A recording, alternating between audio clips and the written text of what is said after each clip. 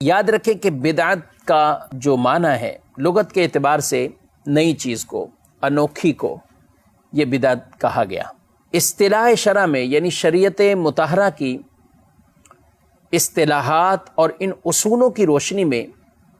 جو بدعت کی تعریف کی گئی تو وہ کہا گیا کہ نیا کام، ایسا نیا کام جو اسلامی شرعی اصولوں سے ٹکراتا ہو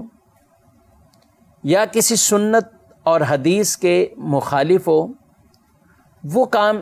بدعت سیئہ کے زمرے میں جاتے ہیں۔ اور وہ نیا کام جو کسی سنت یا حدیث سے ٹکراؤ نہ ہو، اس کی وجہ سے کسی سنت یا حدیث سے کوئی ٹکراؤ نہیں اور وہ مخالف شرع بھی نہیں،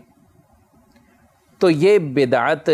درست اور اسے بدعت حسنہ کے نام سے بھی تعبیر کیا گیا۔ بیسک بدعت کی دو قسمیں ہیں، بدعت حسنہ اور بدعت سیئہ۔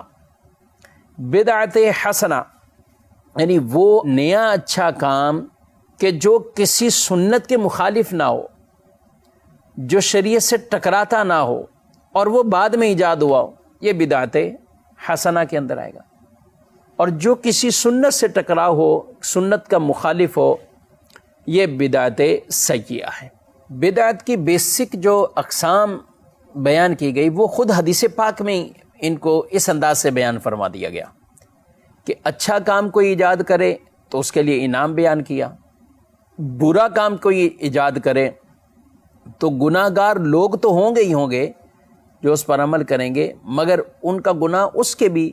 ذمہ جائے گا جس نے اس برے کام کی ایجاد کی۔ رسول اللہ صلی اللہ علیہ وآلہ وسلم نے ارشاد فرمایا، من سن فی الاسلام سنتا حسنتا، کہا کہ جس نے اسلام میں کوئی نیا طریقہ ایجاد کیا، فلہ اجرھا،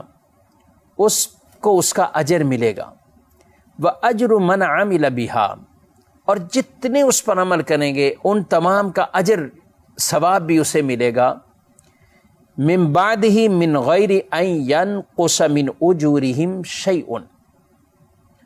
بغیر کسی کمی کے کہ جو عمل کرنے والے ہیں ان کو تو اجر و ثواب مل ہی رہا ہے، مگر ان کی تعداد کے برابر شروع کرنے والے کو یہ اجر و ثواب عطا فرماتا ہے اللہ۔ یہ اجر و ثواب اسے بھی اللہ عطا فرماتا ہے جس نے اس کام کو ایجاد کیا۔ آگے ارشاد فرما دیا، وَمَن سَنَّ فِي الْإِسْلَامِ سُنَّةً سَيِّئَةً، کہ جس نے اسلام میں کوئی برا طریقہ ایجاد کیا، کَانَ عَلَيْهِ وِزْرُهَا،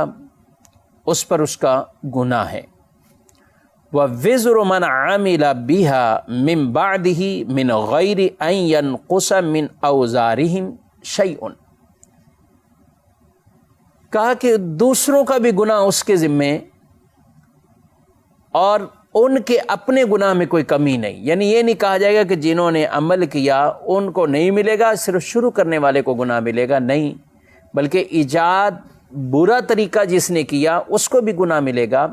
اور جو اس پر عمل پیرا ہیں ان کو بھی گناہ ملے گا۔